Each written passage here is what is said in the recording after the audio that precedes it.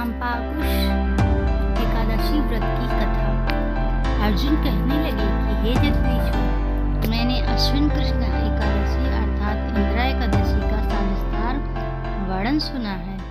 आप कृपा करके मुझे अश्विन क्वार माह के शुक्ल पक्ष की एकादशी के विषय में भी बतलाइए।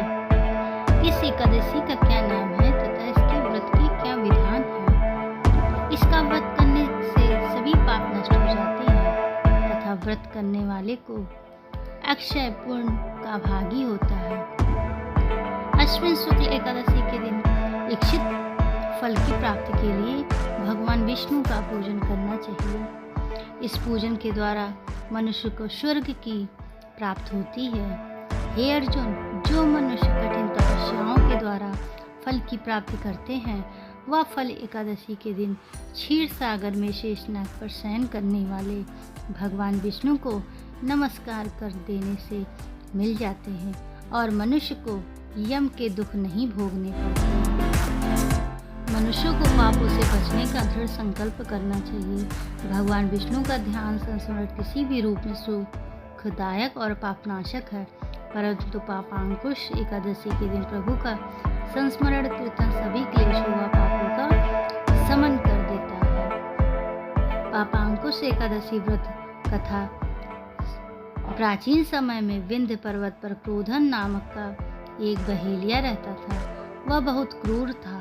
उसका सारा जीवन हिंसा, लूटपाट, मदपान और गलत संगति पाप कर्मों में बीता करता था। जब उसका अंतिम समय आया तब यमराज के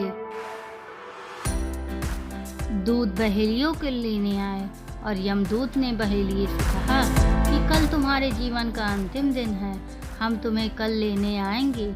यह बात सुनकर बहेलिया बहुत भयभीत हो गया और महर्षि अंगिरा के आश्रम में पहुंच गया और महर्षि अंगिरा के आश्रम में पहुंचकर उनके चरणों में गिरकर प्रार्थना करने लगा। बोला, हे ऋषिवर, मैंने जीवन भर पाप कर्म ही किए हैं। कृपा आप मुझे कोई ऐसा उपाय बताइए जिससे मेरे सारे पाप मिट जाएं और मोक्ष की प्राप्ति भी हो जाए। इस पर ऋषिवर ने यह बताया कि इस दिन माँ दुर्गा ने चंडी रूप धारण करके महिषासुर नामक असुर का भी वध किया था। महिषासुर और उनकी सेना द्वारा देवताओं को परेशान किए जाने की वजह से माँ दुर्गा ने लगातार 9 दिन तक इसके साथ युद्ध किया, फिर महिषासुर का वध किया। इसीलिए पापांकुश एकादशी का व्रत सर्वश्रेष्ठ व्रत है। हमारी वीडियो अच्छी लगी हो तो लाइक सब्सक्राइब जरूर करिए। Thank you.